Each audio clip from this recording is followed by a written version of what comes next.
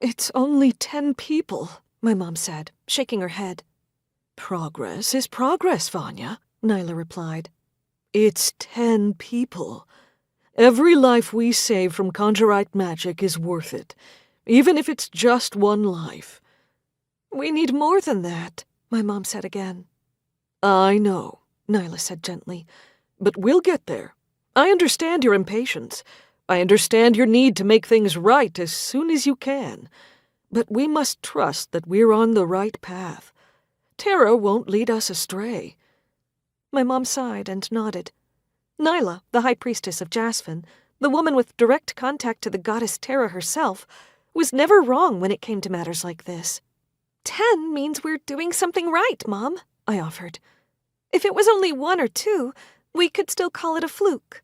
But now that we know we're doing something right, we just have to expand our reach, if you will. It had been months since the war between Palgia and Jasfin had officially ended.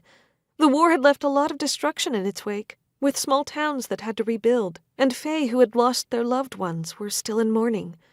But good had come in the months that had followed. Events that proved good prevailed. Mom had started working with Nyla, training to be a priestess. She was still at the start of her journey, and although her power was strong, she had much to learn. But she showed a lot of potential.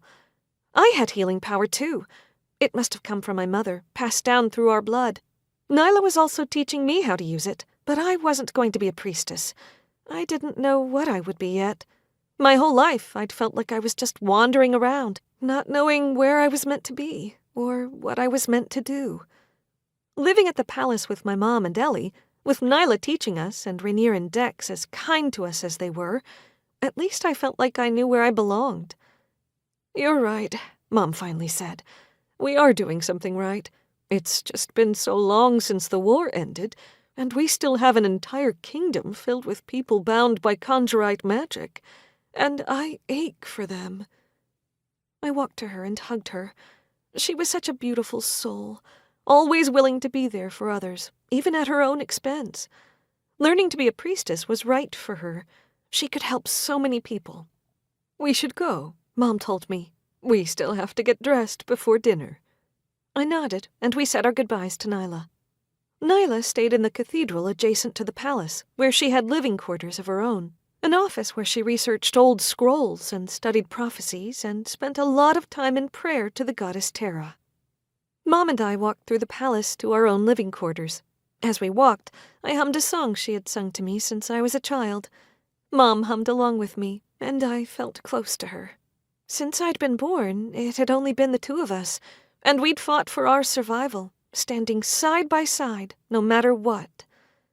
Now that we were at the palace, we had support and love from Ellie, my half-sister, and her husband, King Rainier, from Nyla and Dex, the king's general. It was wonderful not to have to fight alone anymore, but the bond I had with my mother would never break.